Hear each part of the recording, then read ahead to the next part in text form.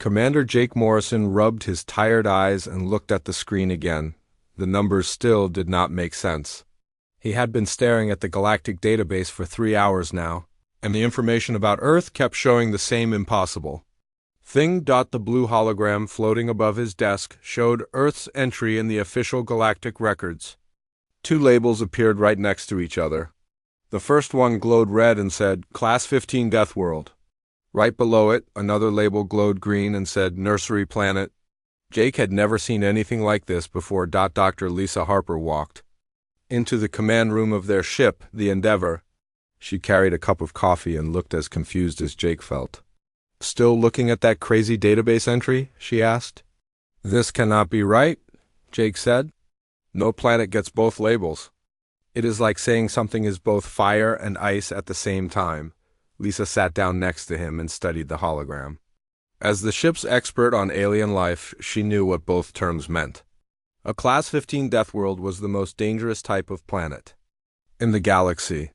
Only the strongest and most violent creatures could survive there. The air would kill most aliens. The weather would crush them. Even the plants and animals would try to eat visitors. A nursery planet was the complete opposite.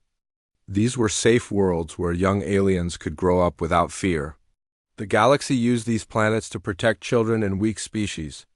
Nothing dangerous was allowed near a nursery planet. Earth cannot be both, Lisa said. It makes no sense. Captain Ryan Brooks entered the room just as she finished speaking. He was a tall man with gray hair who had led many missions into space. This was his first time visiting the Galactic Council, and he wanted everything to go perfectly. What makes no sense? Ryan asked. Jake pointed at the hologram.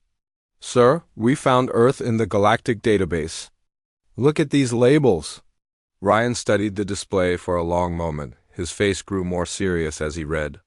Have you checked this with other sources? Yes, sir.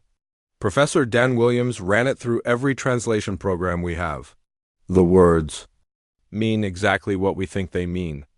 And Amy Foster tried to contact the Galactic Database Authority. They keep telling her to wait and talk to someone higher up. Ryan crossed his arms. How long have these labels been on Earth's file? Lisa worked with the controls and pulled up the history section. According to this, both labels were added over 12,000 years ago. That was long before humans even built cities, let alone spaceships. The 3 humans stared at each other. Someone had been watching Earth for thousands of years. Someone had seen humans and decided they were both extremely dangerous and somehow nurturing at the same time. Get everyone together, Ryan ordered. I want our whole team to look at this. 20 minutes later, the ship's main meeting room was full. Professor Dunn Williams sat at one end of the table with his translation equipment. Amy Foster had her communication devices spread across the surface. Dr. Kevin Thompson, who studied how minds worked, took notes on his tablet. Marine Colonel Sam Parker looked ready for trouble, as always. Chief Science Officer Nina Clark had already started making charts and graphs. Engineer Pete Davis was the first to speak. I have been reading about Class 15 Deathworlds. They are not just dangerous, they are impossible for most aliens to visit. The gravity is too strong, the air has too much oxygen. The weather changes too fast. Most alien species need special suits just to walk around on planets like that. Earth's gravity is normal for us, Nina said, and we love our weather. Even when it gets bad, we just put on coats or go inside? Kevin looked up from his notes. What about the psychological profiles? What do the records say about human behavior? Lisa worked with the database controls again. New information appeared on the hologram. It says humans show extreme protective behavior toward young and weak individuals, even from other species. But it also says humans are capable of incredible violence when threatened. That does not sound wrong, Sam said. We do protect kids and animals. But we also fight wars. Amy raised her hand. I finally got through to someone at the Galactic Database Authority. They want to schedule a meeting with us tomorrow. But they sounded very nervous about it. Ryan nodded. What else can we find in these records? Don pulled up more files. There are observation reports going back thousands of years.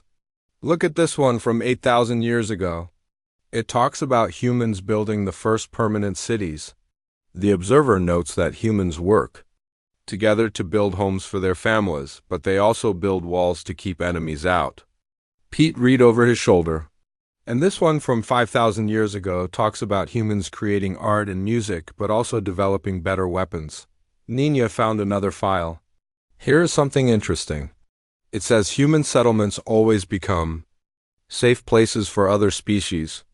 Birds build nests near human homes. Other animals come to human farms for food and protection. But the same humans who feed stray cats also hunt dangerous predators to keep their families safe. The room grew quiet as everyone thought about this information. Kevin was the first to speak. We are contradictions. We are kind and violent. We are creators and destroyers. We protect the weak, but we are also incredibly dangerous. Most species in the galaxy are not like this, Lisa added. From what I have read, alien civilizations usually develop in one direction. They become either peaceful or warlike, either artistic or practical, either protective or aggressive. But humans are all of these things at once. Amy checked her communication device. I am getting more messages from the Galactic Database Authority. They really want to meet with us. But they keep asking if we brought any weapons. Sam laughed. Of course we brought weapons. We are humans. Ryan stood up and walked to the window. Outside, he could see the space station where the Galactic Council met. Ships from dozens of different worlds moved around the station like busy insects. Tomorrow we meet with the database people. I want everyone ready for questions. They have been watching us for 12,000 years, and they still cannot figure out what we are. Lisa saved all the files they had found. Should we tell Earth about this? Not yet, Ryan said. Let us find out more first. If someone has been studying humans for thousands of years, I want to know why. Pete looked at the hologram one more time. Do you think they are afraid of us? Nina considered this. Maybe if I met a species that could be both nurturing and deadly, I might be nervous too. Kevin closed his tablet. The interesting thing is that we do not see ourselves as contradictions. Taking care of children and fighting enemies both feel natural to us. We do not think it is strange to love puppies and also hunt dangerous animals. The meeting ended, but Jake stayed behind to look at the database some more. He found hundreds of observation reports about humans. Some talked about human art and music. Others described human wars and conflicts. All of them seemed confused about how the same species could do both. One report from just a few hundred years ago caught his attention. It described humans rescuing survivors from a shipwreck, working for days without sleep to save strangers. But the same report noted that these humans carried weapons and were clearly prepared to fight anyone who threatened the people. They were trying to help. Jake finally understood why the database had two different labels for Earth. Humans, really, were both things at once. They were dangerous enough to survive on a Deathworld, but caring enough to turn that same Deathworld into a safe place for others. Tomorrow they would get answers. But tonight, Jake wondered if the rest of the galaxy was ready to understand what humans really were. Ambassador Helen Martinez walked through the long corridors of the Galactic Council Station. Her shoes made soft clicking sounds on the metal floor. Behind her, Marine Colonel Sam Parker and Dr. Kevin Thompson followed quietly. They were heading to the most important meeting in human history. The hallways were filled with aliens from dozens of different worlds. Some looked like tall birds with colorful feathers. Others resembled walking trees with many arms. A few floated in clear bubbles, filled with glowing gas. All of them stopped and stared at the humans as they passed by. They are looking at us strangely, Kevin whispered. They always look at us strangely, Sam replied. We are new here. But Helen noticed something different about the stares today. Yesterday, the aliens had seemed curious about humans. Today, they looked nervous. Some even moved away when the humans got too close. The meeting room was enormous. The ceiling stretched up so high that Helen could barely see the top. Seats were arranged in a circle, each one designed for a different type of alien body. Some seats were pools of water. Others were hanging platforms for flying creatures. A few were just empty spaces where energy beings could float. In the center of the room stood a massive creature that looked like a cross between a bear and an octopus. This was Council Speaker Vorthok. His 8 arms moved constantly as he spoke to other council members. When he saw the humans enter, all his arms stopped moving at once. "The human delegation has arrived," Vorthok announced. His voice was so deep it made the floor vibrate. Helen walked to the center of the room. "Thank you for meeting with us, Council Speaker. We have some questions about Earth's classification in your database." A tall, thin alien with skin like crystal stood up. This was the Zephyrian delegate. Helen had learned that Zephyrians were known for being very logical and precise. They did not usually show emotions. "The human delegation requests access to classified information," the Zephyrian said. His voice sounded like music played through a computer. "This matter requires careful consideration."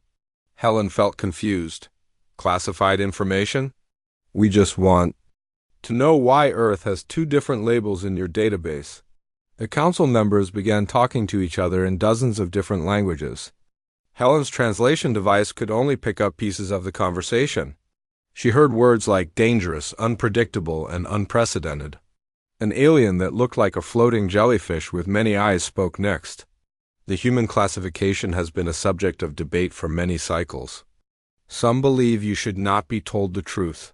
"What truth?" Sam asked, stepping forward. "What are you hiding from us?" Vorthok raised one of his arms for silence. "Colonel Parker, please remain calm. We understand your frustration, but this matter is complex." Kevin studied the behavior of the different aliens. As a psychologist, he was trained to read body language and emotional signals. What he saw made him uncomfortable. "Ambassador Martinez," he said quietly, "they are afraid of us." Helen looked around the room more carefully. Kevin was right. The bird-like aliens kept their distance. The tree creatures had positioned themselves near the exits. Even the energy beings seemed to be dimming their light. "Why are you afraid of us?" Helen asked directly. The question caused immediate chaos. Council members started talking loudly in their native languages. Some stood up and moved toward the doors. Others seemed to be arguing with each other. Vorthok used all 8 arms to gesture for quiet. "We are not afraid," he said, but his voice did not sound convincing. "We are us." A new voice spoke from the back of the room. "Perhaps we should tell them the truth."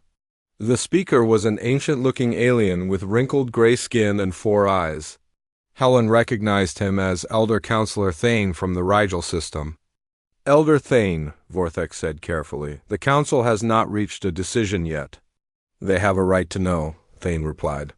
"They are asking simple questions about their own world."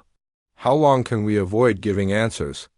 The Zephyrian delegate turned to face the humans directly. "Your species presents a unique problem for the Galactic Council. No other race in our database has ever been classified as both a Deathworld species and a Nursery world species. We still do not understand what that means," Helen said. An alien that looked like a giant butterfly with golden wings fluttered down from the ceiling. "It means you are impossible," she said in a voice like wind chimes. "According to everything we know about evolution and psychology, your species should not exist." Sam crossed his arms. "But we do exist." "Yes," the butterfly alien agreed. "And, that frightens us." Kevin stepped forward. "Can you explain why?" Elder Thane moved closer to the humans. "Species that evolve on Deathworlds become predators. They must be violent and aggressive to survive. They think only of themselves and their immediate families. They do not care about other species or even other members of their own species who are not related to them." "That does not sound like humans," Helen said. "Exactly," Thane replied. "Humans evolved on one of the most dangerous planets we have ever cataloged. Your world should have created the most selfish, violent species in the galaxy. Instead, it created beings who adopt orphaned animals from other species. You rescue strangers from disasters. You risk your lives to help people you have never met." The room fell silent. Helen began to understand why the aliens seemed so confused. About humans. A water-dwelling alien spoke from his pool seat. We have observed human behavior for thousands of years. You wage wars, but you also send medical aid to your enemies. You compete with each other, but you also work together to solve problems that affect everyone. You're individuals, but you also sacrifice yourselves for your communities. Most species choose one path or the other, added a rock-like creature from the corner. They become either cooperative or competitive, either nurturing or aggressive, either selfish or selfless. Humans are all of these things at the same time, Kevin nodded slowly. You are saying we are contradictions. You are impossibilities, Zephyrian corrected. And impossibilities make the council nervous. Vorthic's 8 arms waved in what seemed like frustration. We have been watching your species develop for millennia. Every time we think we understand you, you do something that surprises us. You are unpredictable. Sam looked around the room at all the worried alien faces. Unpredictable how? Elder Thane answered. 300 years ago, we observed a human settlement that was attacked by dangerous predators. We expected the humans to kill the predators and expand their territory, as any Deathworld species would do. Instead, the humans killed only the predators that threatened their families. Then they studied the remaining predators, learned their behavior, and created a reserve where the predators could live safely away from human settlements. That sounds normal to us, Helen said. It is not normal, Thane replied. No other species in the galaxy shows both protective aggression and conservation instincts. You kill to protect, but you also protect what you do not need to kill. The butterfly alien fluttered her wings nervously. We have records of humans adopting orphaned alien creatures, but we also have records of humans fighting wars that lasted for decades. The same species that creates beautiful art and music also creates weapons of incredible destruction. Kevin understood now. You cannot predict what we will do because we are capable of both extreme kindness and extreme violence. And you can switch between them very quickly, added the water alien. A human parent will gently care for a sick child, then immediately become deadly if someone threatens that child. Vorthik looked directly at the 3 humans. This is why your classification has caused so much debate. You are as dangerous as any species that has ever evolved on a Deathworld. But you're also as protective and nurturing as species that evolved on the safest worlds in the galaxy. Helen felt a strange mixture of pride and concern. So what happens now? Now, said Elder Thane, we must decide whether to give you access to the full archives. The complete records about your species contain information that even we find disturbing. Disturbing how? Sam asked. Thane's 4 eyes focused on the humans with an expression that seemed almost sad. Because they suggest that your evolution was not natural. Someone or something deliberately created your species to be exactly what you are. The council chamber fell into complete silence. Helen felt her heart beating faster. What do you mean, not natural? We mean, Vorthik said slowly, that humans may have been designed by an intelligence far older and more powerful than any of us. And if that is true, then we need to understand why someone would create a species that embodies such perfect contradictions. The implications hit Helen like a physical blow. If humans were artificially created, then everything they thought they knew about their own history and nature was wrong. And if some ancient intelligence had designed humans to be both dangerous and nurturing, then there had to be a reason. Council Speaker, Helen said formally, humanity requests full access to these archives. We need to know the truth about ourselves. Vorthak's arms moved in complex patterns as he considered the request. The council will vote, but understand this, Ambassador Martinez. Once you learn the truth about your species, you cannot unlearn it. Are you prepared for answers that might change everything humans believe about themselves? Helen looked at Sam and Kevin. Both men nodded grimly. Dr. Tony Jackson stood before the largest library he had ever seen. The galactic archive stretched in every direction, filled with crystal towers that reached toward the ceiling. Each tower held millions of years of information about every known Species in the Galaxy. Somewhere in this vast collection were the answers about humanity that everyone wanted to find. Beside him, Lieutenant Commander Beth Rogers carried recording equipment. Engineer Pete Davis had brought scanning devices to copy any important files they discovered. Chief Science Officer Nina Clark held a tablet where she would write down everything they learned. Their guide was unlike any being Tony had ever met. Archivist Keeper Zix9 appeared to be made of pure light that constantly shifted colors. It had no solid body, just energy that moved and danced in the air. When it spoke, the words came as musical tones that their translation devices changed. Into human language. Follow carefully, Zix9 sang. The human archives are located in the restricted section. Very few beings have ever been allowed to see these records. They walk through corridors lined with floating crystals. Each crystal contained the complete history of a different species. Tony saw labels for races he had never heard of. The Melkari Hive Mind, the Silicon Walkers of Tau Ceti, the Dream Weavers of the Magellanic Clouds. Here, Zix9 announced, stopping before a tower of deep blue crystal. Everything we know about humans is stored in this archive. But I must warn you, some of this information may be difficult for you to accept. Nina looked up at the tower. How long have you been watching us? The first observations began over 15,000 years ago, Zix9 replied. Long before your species developed written language. Beth started her recording equipment. What did those early reports say? About us? Zix9 touched the crystal tower with a tendril of light. Immediately, holographic images appeared in the air around them. The first image showed Earth as it looked thousands of years ago, covered in ice and populated by primitive humans living in small groups.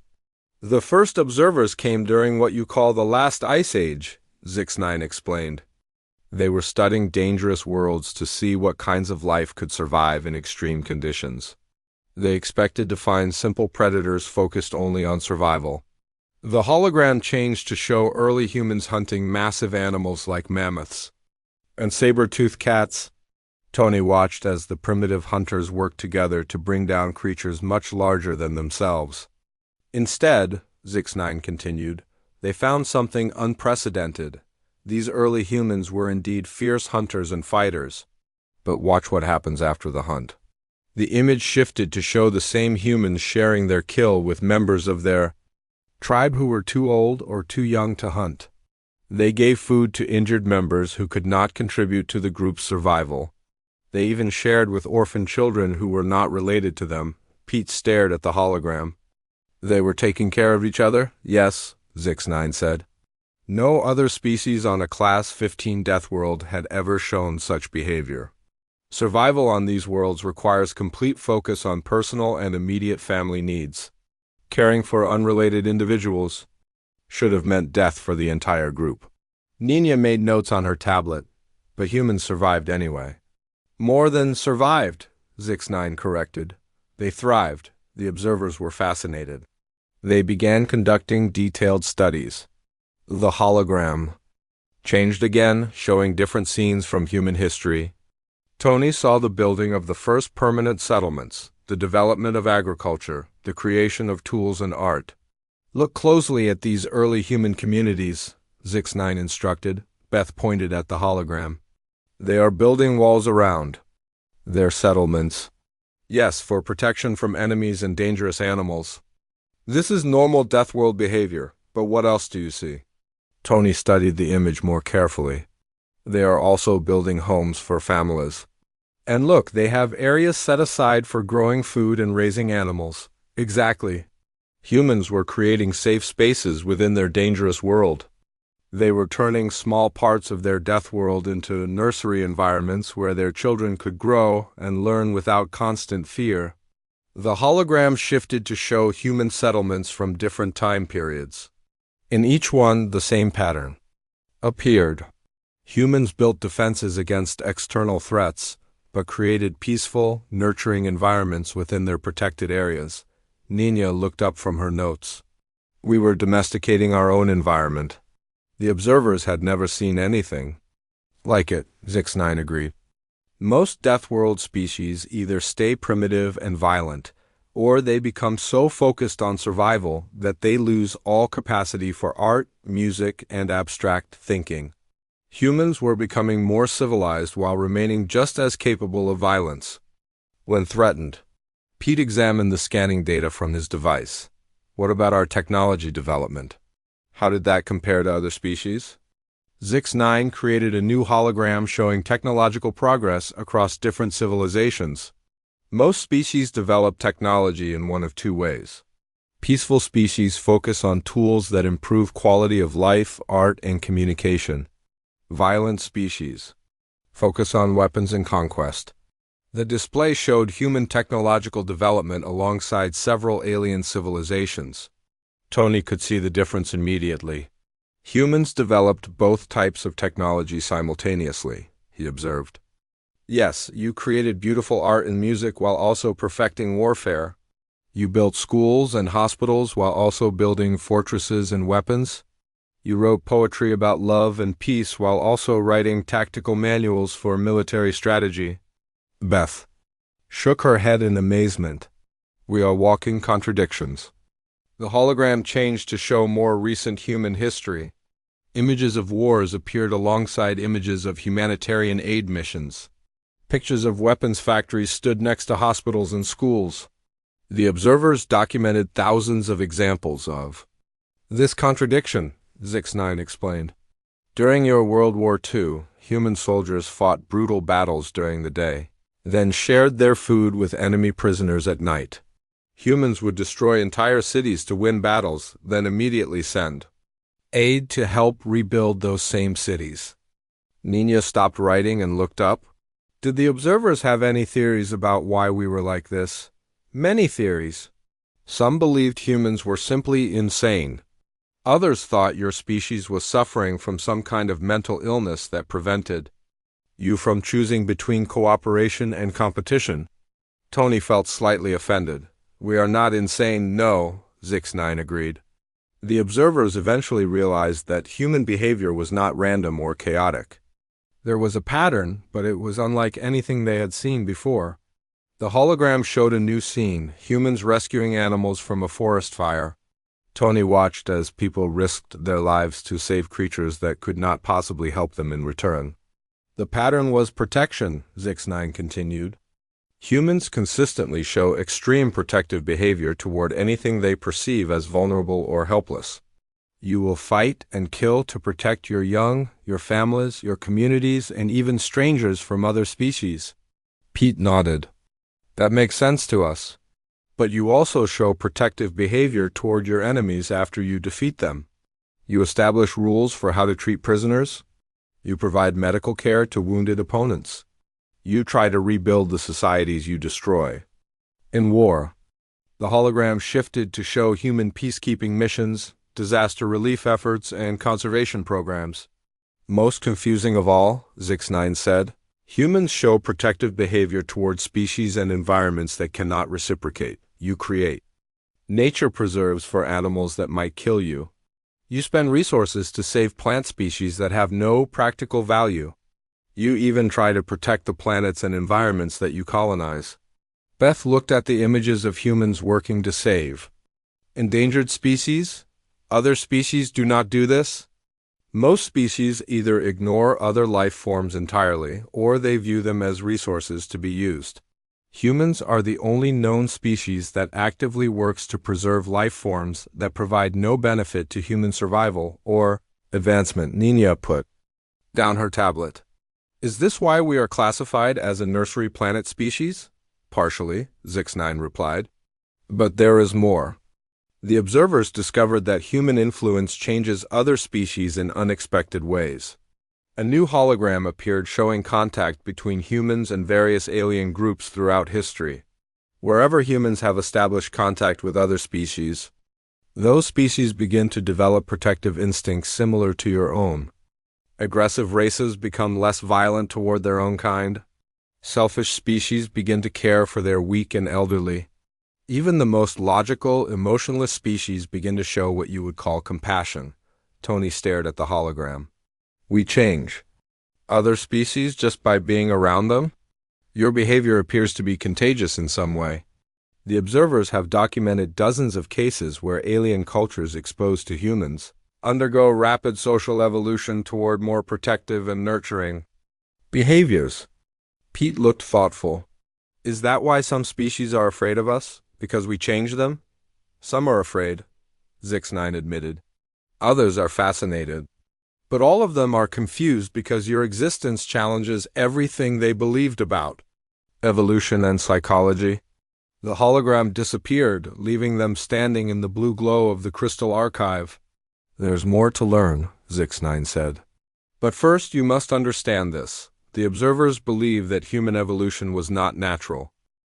Dr. Carol White sat in front of a holographic display that showed the strangest information she had ever read. As the team's expert on how minds work, she had been studying alien psychology reports for hours. What she discovered made her question everything she thought she knew about humans and their place in the galaxy. This cannot be right, she said to Intelligence Officer Chris Murphy, who sat beside her reviewing military records. According to these files, every alien species that has had contact with humans for more than 5 years shows the same changes? Chris looked up from his tablet. What kind of changes? Carol pointed at the hologram. They start taking care of their young differently. They begin protecting weak members of their society. They develop what the reports call caretaker instincts that their species never had before. On the other side of the archive chamber, Captain Linda Shaw was reading through cultural analysis reports with Marine Colonel Sam Parker.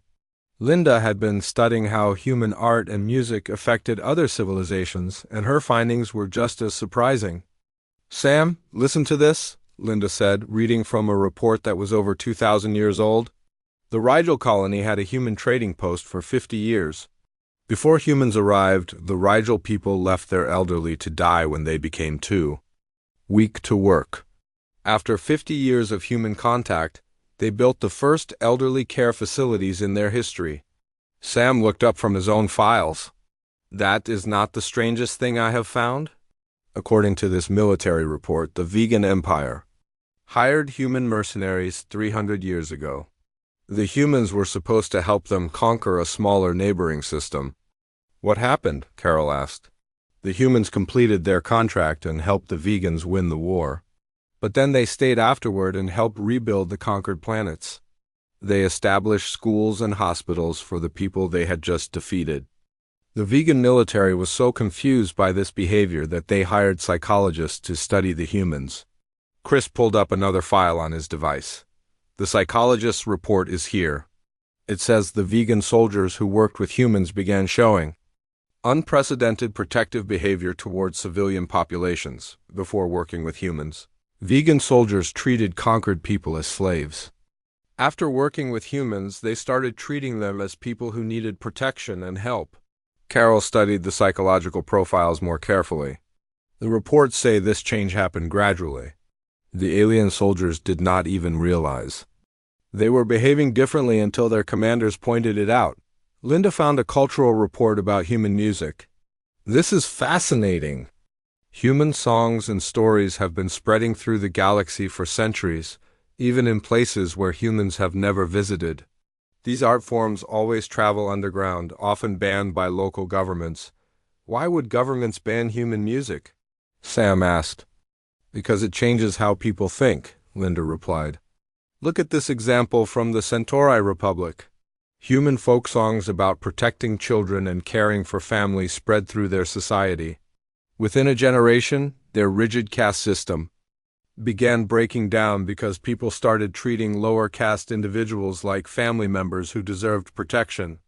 Carol pulled up more psychological studies. There are dozens of examples here. The Tau Ceti Collective exposed a group of their soldiers to human entertainment programs for 1 year. At the end of the experiment, those soldiers scored much higher on empathy tests than the control group. Chris found a military intelligence report that made him pause. Here is something interesting. The Andromedan Fleet Command hired human advisors to help them develop better battle tactics. The humans did help them become more effective fighters. But they also convinced the Andromedans to establish rules about protecting non-combatants during wars. Did the Andromedans have such rules before? Sam asked. No, according to this report, the concept of protecting enemy civilians during warfare was completely foreign to them. They thought it was a sign of weakness. But after working with humans, they made it a standard part of their military code. Carol shook her head in amazement. We are accidentally teaching other species to be more like us, and we do not even realize we are doing it. Linda found a report about human literature. This document talks about how human stories affect alien children. Apparently, young aliens who read human fairy tales and adventure stories develop stronger protective instincts towards smaller or weaker individuals than aliens who only read stories from their own culture. What is so special about human stories? Sam wondered. The themes, Carol replied, reading over Linda's shoulder. Human stories consistently feature characters who sacrifice themselves to protect others, especially children or innocent people. Most alien literature focuses on individual achievement, logical problem-solving, or group survival. Human stories focus on protecting the vulnerable. Chris discovered a section about human scientific influence. Look at this. The Procyon Research Institute invited human scientists to join their genetic engineering project 50 years ago. The project was originally designed to create stronger, more aggressive warriors for their military. What happened? Linda asked. The human scientists changed the entire focus of the project. Instead of creating warriors, they ended up developing medical treatments for genetic diseases that affected Procyon children. The final report says the Procyon researchers were surprised by their own decision to prioritize healing over warfare. Carol found psychological profiles of the Procyon scientists involved in the project. According to these evaluations, the Procyon researchers began showing increased emotional responses to images of suffering children from any species, not just their own. This type of cross-species empathy was previously unknown in Procyon psychology. Sam read through more military files. Here is a pattern I keep seeing. Alien military units that work with humans become more effective at fighting, but they also become much more protective of civilians and prisoners. It is like humans make them better at both war and peace at the same time. That matches what we learned about ourselves in the earlier archives, Linda observed. Humans are contradictions, and apparently we make other species into contradictions. 2. Chris found a report from the Galactic Council's Department of Species Psychology. This is a comprehensive study of what they call human influence syndrome. It documents over 300 cases of alien individuals or groups developing human-like protective behaviors after extended contact with humans. Carol read the studies. Conclusions. It says the influence appears to be strongest on species that are naturally aggressive or highly logical. Peaceful species show less change, but warrior races and emotionless races show dramatic behavioral shifts. Why would that be? Sam asked. The report theorizes that aggressive species already have the capacity for violence needed to protect others. They just lack the motivation. Contact with humans seems to activate protective instincts that were dormant in their psychology. Linda discovered files about human religious and philosophical influence. Human concepts about the value of individual life have spread to hundreds of worlds. Before human contact, most alien societies valued individuals only for their contribution to the group. After human influence, they began treating individual lives as inherently valuable. Chris found military intelligence about the effect of human tactics on alien armies. Human military advisors have changed how dozens of alien civilizations conduct warfare. They introduce concepts like medical care for enemy wounded, prisoner exchanges, and rebuilding efforts after conflicts end. Most interesting, Carol noted, is that these changes persist even after humans leave. The alien societies continue to show protective behaviors generations after their last contact with humans. Sam looked up from a particularly thick file. This report is about the Korthax Empire. They are known as one of the most brutal and aggressive civilizations in the galaxy. But this document says they have had a small human observation post in their territory for over 200 years. What changes have they shown? Linda asked. Major ones. They still conquer other planets, but now they establish schools and hospitals in conquered territories. They still maintain a powerful military, but they also create protected zones for refugees from wars. The report says their society has transformed from pure conquest to what they call protective expansion. Carroll found the psychological analysis of the Korthax transformation. According to this study, the Korthax began to see conquered populations not as slaves or resources, but as people who needed their protection from other threats. They started thinking of themselves as guardians rather than just conquerors. Chris discovered intelligence reports about human cultural exports. Human art, music, literature, and philosophy have become underground movements on dozens of worlds. Even totalitarian governments cannot completely stop the spread of human ideas about protecting the innocent and caring for the weak. Why do these ideas spread so easily? Sam asked. Linda found a cultural analysis that provided an answer. According to this report, human creative works trigger dormant emotional responses in other species. Most aliens have the capacity for protective feelings, but their cultures do not encourage or develop these emotions. Human art awakens these feelings and gives aliens permission to act on them. Director Alex Moore stood before a door that looked like it was made of solid light. He had been walking through the deepest levels of the Galactic Archives for over an hour. Guided by Archivist Keeper Zix9, the corridors down here were different from the upper levels. Everything glowed with an ancient energy that made his skin tingle. Beyond this door, Zix9 said, its voice more serious than Alex had ever heard it, are the oldest records in the galaxy. Information that predates all current civilizations. Are you certain you wish to proceed? Alex looked back at his team. Dr. Patricia Hill, their biological expert, nodded firmly. Admiral Bruce Kim stood ready, his military bearing unchanged even. In this strange place. Behind them, Ambassador Helen Martinez and Captain Ryan Brooks waited for his decision. We need to know the truth, Alex said. Open the door. The light door dissolved, revealing a chamber unlike anything they had seen. Before, the walls seemed to be made of space itself, filled with distant stars and swirling galaxies. In the center of the room floated several beings that hurt to look at directly. They appeared to be made of pure energy, constantly shifting between different forms. Welcome, children of Earth, one of the beings spoke without using words. The voice appeared directly in their minds. We are the Primarchs. We have been waiting for you to find us. Alex stepped forward carefully. You created us. Yes, the Primarch replied. We created many species throughout this galaxy. Each was designed for a specific purpose. Admiral Kim spoke up. What was our purpose? Another Primarch answered, form shifting like liquid starlight. To understand that, you must first understand the problem we faced. Millions of years ago, this galaxy was dying. Images appeared in the air around them, showing ancient civilizations spread across countless worlds. But something was wrong with the picture. Alex could see that despite their advanced technology, these civilizations seemed cold and empty. Intelligence had spread throughout the galaxy, the first Primarch continued. But with intelligence came selfishness. Each species cared only for itself. They competed for resources instead of sharing them. They conquered weaker species instead of protecting them. The galaxy was full of life, but it was not alive with compassion. Dr. Hill studied the images.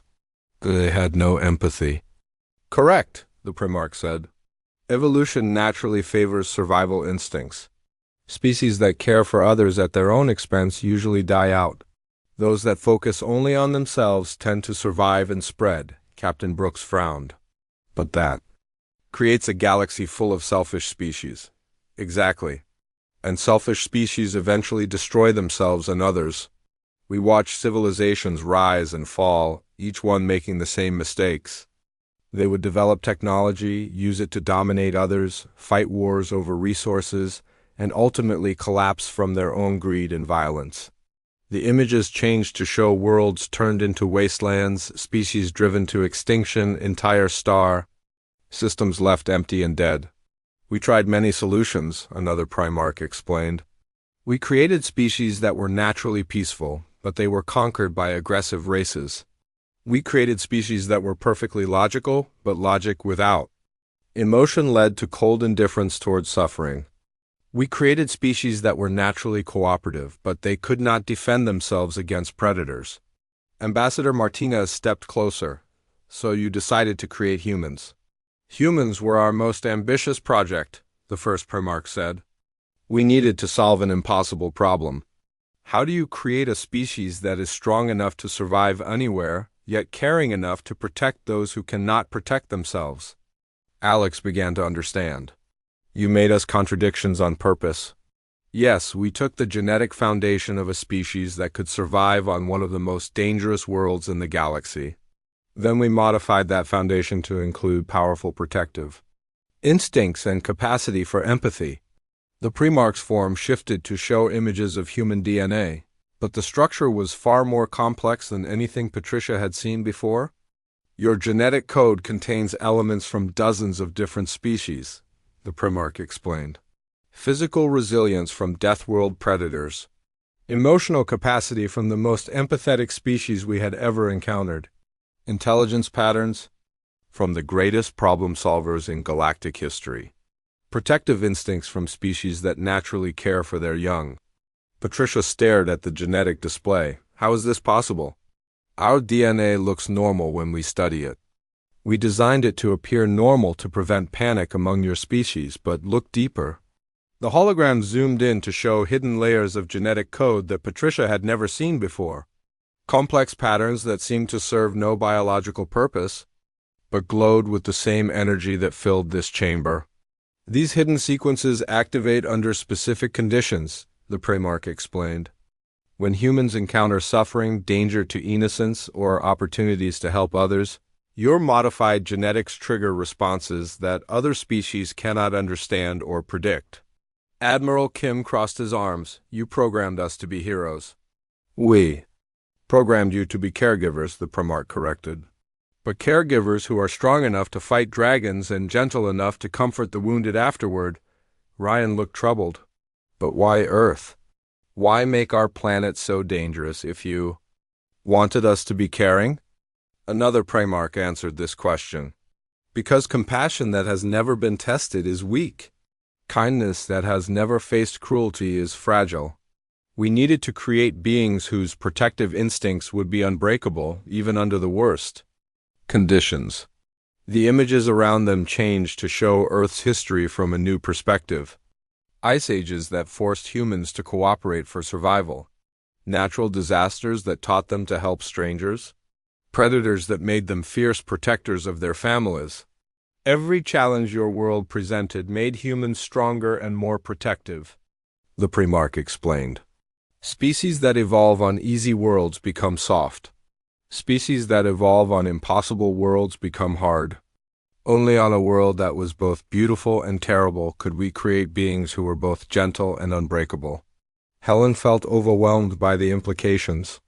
So our entire history, everything we think makes us human, was planned. The capacity was planned, the Primarch said gently. But the choices were always yours. We gave you the ability to be caring and strong, but each individual human still chooses how to use those abilities. Alex thought about everything they had learned in the archives, the influence we have on other species. Was that planned too?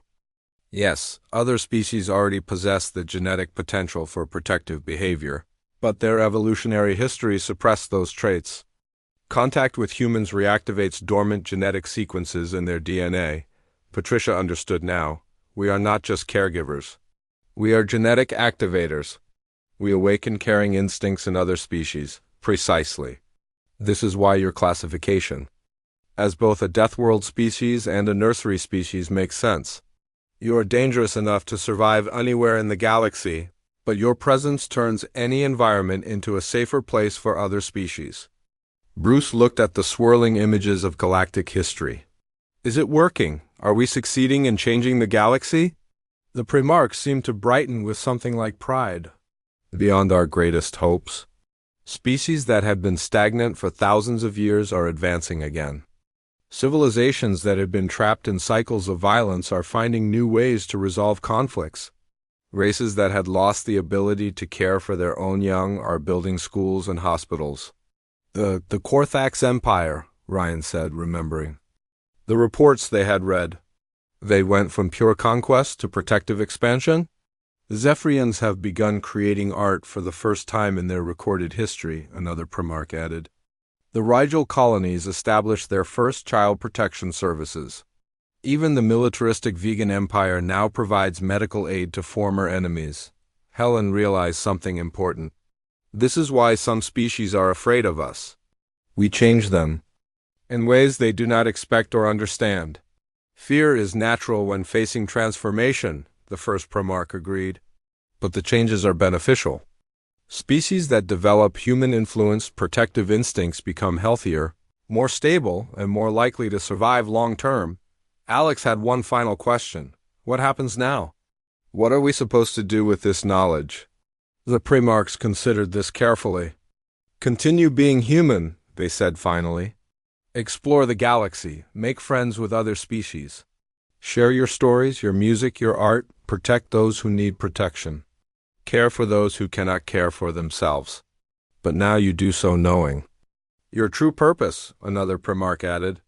You are the galaxy's immune system against cruelty. You are the cure for the selfishness that destroys civilizations. You are gardeners in a cosmic garden, helping other species grow into the best versions of themselves. Patricia looked at her teammates, seeing them with new eyes.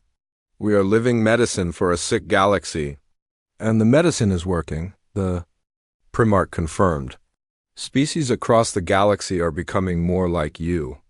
More protective, more caring, more willing to sacrifice for others. The cycle of conquest and destruction that has plagued the galaxy for millions of years is finally breaking. Bruce stood straighter, feeling the weight of cosmic responsibility. We are not just explorers anymore, we are healers. You always were, the Primarch said. Now you simply know it. As the human team prepared to leave the chamber,